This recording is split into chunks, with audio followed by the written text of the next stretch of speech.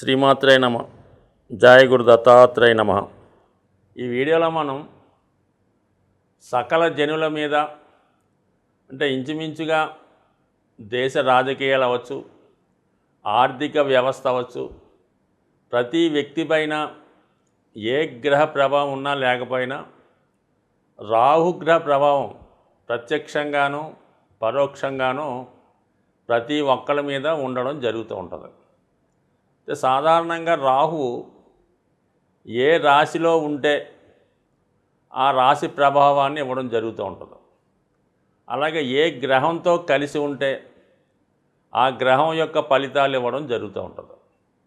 అలాగే ఏ గ్రహంతో చూడబడుతున్నా ఫైనల్గా ఒక రాశిలో ఉన్నప్పుడు ఏ నక్షత్రం మీద సంచరిస్తుంటే ఆ నక్షత్ర ప్రభావాన్ని జాతకుడికి వారి వారి కర్మలను బట్టి రాశులను బట్టి రాహుగ్రహం ఇవ్వడం జరుగుతుంది.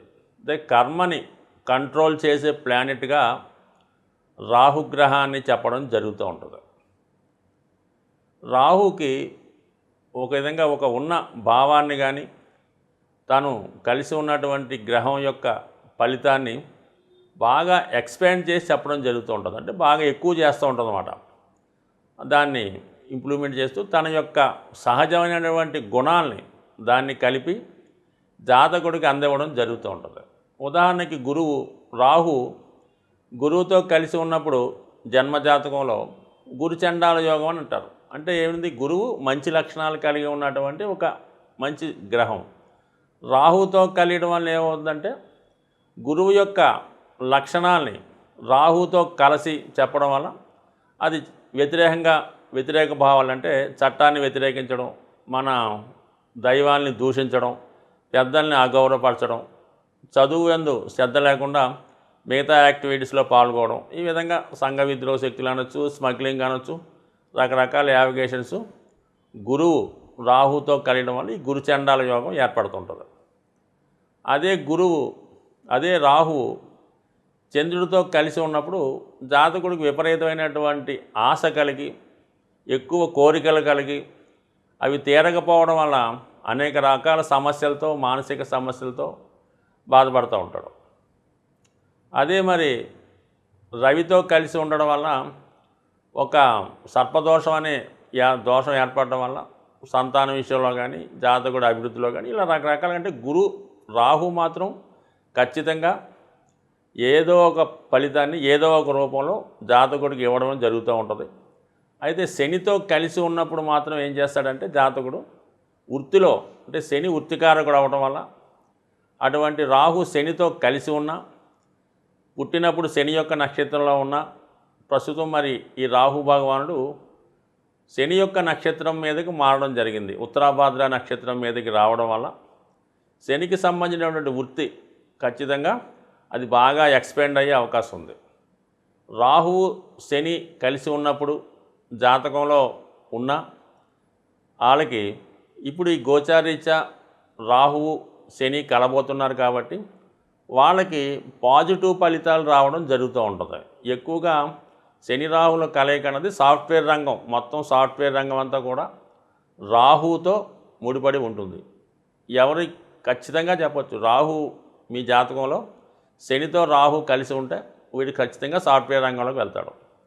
దాని తర్వాత మళ్ళీ సినిమా రంగం, మీడియా, సినిమా రంగంలో ఎక్కువ ఉన్న వాళ్ళకి రాహుతో శని కలిసి ఉంటే వాళ్ళు సినిమా రంగంలో బాగా రాణించగలుగుతారు. బాగా టెక్నాలజీ ఉపయోగించుకొని, కంప్యూటర్ టెక్నాలజీ ఉపయోగించుకొని జీవితంలో చాలా అంటే ఉన్నది లేనట్టు చూపడం, లేనిది ఉన్నట్టు చూపడమే రాహు యొక్క లక్షణం. అందువల్ల ఏంటంటే పెద్ద పెద్ద సినిమాలు తీస్తున్నటువంటి వాళ్ళ మీద కూడా ఈ రాహు ప్రభావం ఉంటుంది. అందుకని వాళ్ళు చాలా హైలైట్గా చాలా కోట్లాది రూపాయలు ఖర్చు పెట్టి మరి సినిమాలు తీస్తుంటారు. అంటే ఒక చిన్న సబ్జెక్ట్ని పెద్దగా హైలైట్ చేయడానికి కూడా రాహు కారణం అవుతుంటారు. కాబట్టి సినిమా ఇండస్ట్రీ మొత్తం రాహుగ్రహం ఆధీనంలో ఉంటుంది. సాఫ్ట్వేర్ రంగం మొత్తం ఆధీనంలో ఉంటుంది. అలాగే ముఖ్యంగా ఇండస్ట్రీస్ రంగంలో రైల్వేస్ అంటే రాహు ఒక సర్పానికి సంబంధించినటువంటి గ్రహం కాబట్టి మీరు ఒకసారి ట్రైన్ అబ్జర్వ్ చేస్తుంటే మనకు పైనుంచి చూసినా ట్రైన్ వెళ్తున్నప్పుడు బ్యాక్ నుండి చూసినా ఒక పెద్ద సర్పం మెలికలు తిరుగుతూ వెళ్ళినట్టు అనిపిస్తూ ఉంటుంది. అందువల్ల రైల్వే ఇండస్ట్రీ అంతటి కూడా రాహు కారణం అవుతుంటాడు. మరి ఇప్పుడు ఈ రాహు మనకి ఉత్తరాభాద్ర నక్షత్రం మీదకి రావడం, అలాగే రాహు వెనక విధంగా సంచరిస్తూ శని భగవాన్ని కలబోతున్నాడు. శని భగవాన్ కూడా నెమ్మదిగా రాహుని కలబోతున్నాడు. ఆ కారణం వల్ల ముఖ్యంగా మనకి అతి తొందరలో సినిమా పరిశ్రమ, అలాగే సాఫ్ట్వేర్ రంగం, రైల్వే సంబంధించింది చాలా విప్లవాత్మకమైన మార్పులు రావడం జరుగుతాయి. ఇప్పుడు వస్తున్నటువంటి ఈ వందే భారత్ ఎక్స్ప్రెస్ రైలు కూడా ఈ రాహు శని త్వరలో కలగబోతున్నటువంటి విశేషం వల్ల ఈ రైల్వేస్ కూడా ఇంచుమించుగా ప్రతి రైల్వే స్టేషన్ బాగా ఇంప్రూవ్మెంట్ అవ్వడం, చాలా డీసెంట్ అయినటువంటి రైలు రావడం, ఇవన్నీ కూడా ఆ ఇండస్ట్రీకి కూడా ఇది కారణం అవుతుంది. మరి సాధారణ వ్యక్తుల మీద ఈ రాహు మరి ప్రస్తుతం శని నక్షత్రం మీద వెళ్ళడం వల్ల వాళ్ళ వృత్తిలో ఎటువంటి ప్రభావం ఉండబోతుంది అన్న విషయాన్ని మనం రాశుల వారిగా తెలుసుకునే ప్రయత్నంలో ఖచ్చితంగా ఏ రాశి వారికి ఈ రాహు అలాగే శని యొక్క ప్రభావం ఇప్పుడు రాబోయే రోజుల్లో ఉండబోతుంది, అయితే దానికి ఏ విధంగా పరిహారం చేసుకోవాలి అన్న విషయాన్ని మనం ఈ వీడియోలో డీటెయిల్గా తెలుసుకునే ప్రయత్నం చేద్దాం. కుంభరాశి వారికి రాహు రాశ్యాధిపతి, అలాగే శని కూడా రాశ్యాధిపతి. అందుకనే కుంభరాశి వారికి ఒక్కోసారి రెండు రకాలుగా అవకాశాలు రావడం, ఒక మంచి చెడు ఈ విధంగా మిక్స్డ్గా జరుగుతూ ఉంటుంది. అంటే ఇందులో ఎలా ఉంటుందంటే అందరికీ అన్ని రాశుల వారికి రాశ్యాధిపతి ఒకడే ఉంటాడు, లగ్నాధిపతి కానీ ఒకడే ఉంటాడు. ఆ లగ్నాధిపతి బలం బట్టి వాడి జాతకం ఇంప్రూవ్మెంటే డౌనే ఉంటుంది. కానీ కుంభరాశి వారికి ఇద్దరు అధిపతులు మాట, శని ఒకడు రాహు ఒకడు. శని బలంగా ఉంటే వాడు ఒక రంగంలో పైకి వెళ్తుంటాడు, రాహు అనుకోండి ఇంకో రంగంలో వెళ్తుంటాడు. అలాగే ఈ బలహీనంగా ఇందులో ఏ రెండు గ్రహాల్లో బలహీనపడినా మొత్తం జాతకుడు అభివృద్ధి ఆగిపోతూ ఉంటుంది.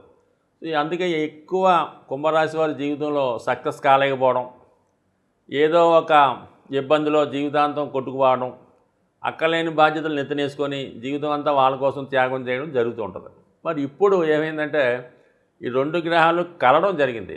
ఏ విధంగా అంటే మరి రాహు ఉత్తరాభాద్ర నక్షత్రం అనేటువంటి శని పాలిత నక్షత్రం మీదకి రావడం ఇది ఒక లాభం. అయితే రాహు వక్ర గమనంలో తన స్వక్షేత్రమైనటువంటి కుంభరాశిలోకి ప్రవేశిస్తుంటే శని భగవానుడు కూడా అదే రాశిలో ఉన్నాడు. ఇది వక్రగమనంలో ఉండి వ్యయభావ ఫలితం ఇచ్చినప్పటికి కూడా మరి అక్కడే ఉన్నాడు. కాబట్టి ఈ రెండు రాశులు కలవడం వల్ల మరి ఈ కుంభరాశి వారికి కలిసి వచ్చేది ఏంటంటే మరి ఎవరైతే సెలబ్రిటీ రంగంలో ఉంటారో, ముఖ్యంగా సినిమా ఫీల్డు, సాఫ్ట్వేర్ రంగం, రైల్వే లాంటి పెద్ద సంస్థల్లో పనిచేస్తున్న వాళ్ళకి మాత్రం 100% మంచి అభివృద్ధి, మంచి గుర్తింపు రావడం జరుగుతుంది. అలాగే పారిశ్రామిక రంగంలో ఉన్న వాళ్ళకి కొత్త పరిశ్రమలు స్టార్ట్ చేసి దాన్ని అభివృద్ధి పరిచే విధంగా అవకాశాలు రావడం జరుగుతుంది. అయితే సాధారణంగా వ్యక్తులకి అంటే మామూలుగా మధ్యతరగతి వాళ్ళకి, బిలో యావరేజ్ వాళ్ళకి మాత్రం చాలా టైట్ పొజిషన్ ఏర్పడడం జరుగుతుంది. ఎందుకంటే రెండో స్థానంలో ఉన్నటువంటి రాహు శనిగా మారడం వల్ల అదొక శని ప్రభావం, రాశిలో ఉన్నటువంటి శని జన్మశని, వక్రించి ఉన్నటువంటి శని వ్యయశని. అంటే మొత్తం మీద మరి కుంభరాశికి అటు ఇటు రాశులు కూడా ఈ శని యొక్క ప్రభావానికి లోనవ్వడం వల్ల బాగా టైట్గా ఇరుక్కుపోయేలా ఉంటుందన్నమాట. ఏ ఊపిరి ఆగిపోయినట్టు అనిపిస్తూ ఉంటుంది. వృత్తిపరంగా, ఆర్థిక పరంగా, వ్యక్తిగతంగా, ఆరోగ్యపరంగా వారి స్థాయిని బట్టి చాలా చికాకులు ఎదుర్కోవడం జరుగుతుంటుంది. బట్ ఏదైనప్పుడు కూడా మరి వీళ్ళు దాన్ని ఎదుర్కోవాలంటే కంప్లీట్గా మరి భగవత్ ఆరాధన తప్ప వేరే మార్గం కనబడదు. మీరు ఈ సమయంలో మీ యొక్క ప్రయత్నాల కొరకు మీకు ఖచ్చితంగా శివుణ్ణి ఆరాధించడం వల్ల ఈ సమస్యల నుంచి బయటపడతారు. అయితే ఇది ఒక విధంగా విదేశ అవకాశాలు, ఉద్యోగంలో మార్పు రావడం ఖచ్చితంగా జరిగే అవకాశం ఉన్నది. సో అందువల్ల ఎవరైతే విదేశ ఉద్యోగం కొరకు ప్రయత్నం చేస్తున్నారో వాళ్ళు, అలాగే ప్రస్తుతం ఉద్యోగం మారదాం అనుకున్న వాళ్ళకి అనుకూలంగా ఉంటుంది. అయితే ఎట్టి పరిస్థితుల్లో కూడా మామూలు సాధారణ స్థాయి వ్యక్తులు మాత్రం వ్యాపారం జోలికి ఎట్టి పరిస్థితులు కూడా వెళ్ళొద్దు. అలాగే ఈజీ మనీ మోసం సంబంధించిన వాటిలో మాత్రం ఎట్టి పరిస్థితుల్లో ఇన్వాల్వ్మెంట్ అవ్వద్దు. ఏదన్నా తక్కువ వస్తుంది అన్నటువంటికి వాటి దూరంగా ఉండండి. అలాగే మీకు ఏదన్నా ఒక పదవి ఇప్పిస్తాం, నామినేటెడ్ పోస్ట్ ఇప్పిస్తాం, లేదంటే రైల్వేలో ఉద్యోగం ఇప్పిస్తామని కొంతమంది మిమ్మల్ని ప్రలోభపెట్టి ఇప్పుడు సగం ఇవ్వండి, తర్వాత సగం ఇవ్వండి అని చెప్పే అవకాశం ఉంటుంది. మొత్తం పోయే అవకాశం ఉంటుంది. కాబట్టి ఎట్టి పరిస్థితుల్లో కూడా మీరు అటువంటి ప్రలోభాలకు లొంగకుండా నిజాయితీగా వర్క్ చేయండి. అతి తొందరలోనే మీ స్థాయికి మించిన ఉద్యోగం వచ్చే అవకాశం ఉంది. ఎందుకంటే రాహువు శని దగ్గర పడుతున్నాడు కాబట్టి ఎక్కువగా మీకు ఒక పెద్ద పారిశ్రామిక సంస్థల్లో కానీ పెద్ద ఆర్గనైజేషన్స్ అంటే రైల్వే, ఎయిర్లైన్స్ అటువంటి వాటిలో ఈ కుంభరాశి వారికి అతి తొందరలో ఉపాధి అవకాశాలు వచ్చే అవకాశం ఉంది. రాహుగ్రహ పరిహారానికి ఏకైక పరిహారం చాలా సులభంగా అందరూ చేసుకోదగిన పరిహారం ఏంటంటే మీకు రాహుకాలంలో అది శుక్రవారం రోజు ఉదయం 10:30 నుంచి 12 గంటల మధ్యలో సాధారణంగా రాహుకాలం వస్తుంటుంది. ఆ సమయంలో సాధ్యమైనంత వరకు మీకు దగ్గరలో ఉన్నటువంటి అమ్మవారి ఆలయంలో మరి ఒక 18 ప్రదక్షిణలు చేసి అమ్మవారి కుంకుమ పూజ కానీ నిమ్మకాయల దండ ఇంచుమించుగా నిమ్మకాయలు అయితే ఓ 18తో చేయొచ్చు, 108తో చేయొచ్చు. ఆ విధంగా నిమ్మకాయల హారం అమ్మవారికి వేసి లేదంటే ఒక 4 కొబ్బరికాయలు అమ్మవారి టెంపుల్లో ఇవ్వడం, లేదా ఒక గుమ్మడికాయ అమ్మవారికి బలి ఇవ్వడం, అంటే వాళ్ళకి ఇవ్వడం వల్ల ఇది చాలా వరకు పరిహారం అవుతుంది. ఇది ఒకే వారం కాదు, ఓ 18 వారాల పాటు ఈ విధంగా చేయడం వల్ల జాతకంలో ఉన్నటువంటి సమస్త దోషాలు పరిహారం అవుతాయి. అలాగే ఎటువంటి నిందలున్నా, స్కాములున్నా, రుణాలున్నా, ఏదైనా స్త్రీల వల్ల అపవాదులు లాంటివి ఉన్నా, వాళ్ళతో ఇబ్బంది పడుతున్నా ఇవి ఖచ్చితంగా శాశ్వతంగా మీకు పోవడం జరుగుతూ ఉంటుంది.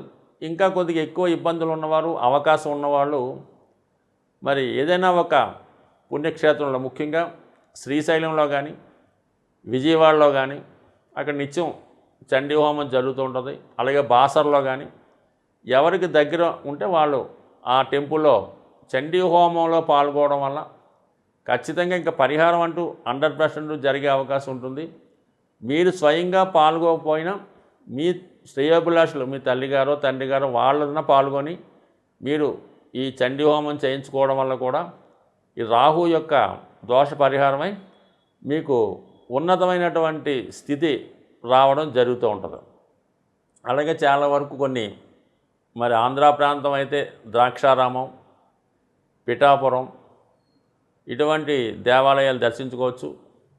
అలాగే బాగా మనకి మీకు కనకమహాలక్ష్మి అమ్మవారు విశాఖపట్నం, తలుపులమ్మ అని తుని దోవలో ఉంటారు ఆమె, లేదంటే మావుళ్ళమ్మ, ఈ విధంగా కొన్ని గ్రామ దేవతలుగా అనుకోవడానికి లేదు, కానీ అవి కూడా సాక్షాత్తుగా రాహు ప్రభావం వల్ల మీకు అనుకూలించే అవకాశం ఉంది.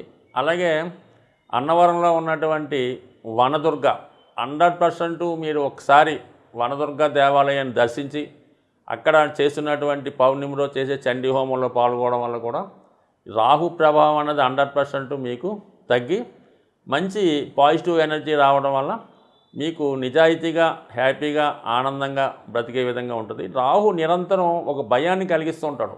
అది ఎటువంటి భయం అంటే, ఒకటి మరణ భయం, 2 ఏదైనా జైలు శిక్ష పడుతుందేమో అన్న భయం. సో ఈ 2 భయాలు ఎవరికైతే ఉన్నారో వారు ఖచ్చితంగా ఒకసారి ఈ వనదుర్గ ఆలయాన్ని దర్శించి విధి విధానంగా పూజించుకోవడం వల్ల ముందు ఈ భయం నుంచి బయటపడే అవకాశం ఉంది. స్వస్తి.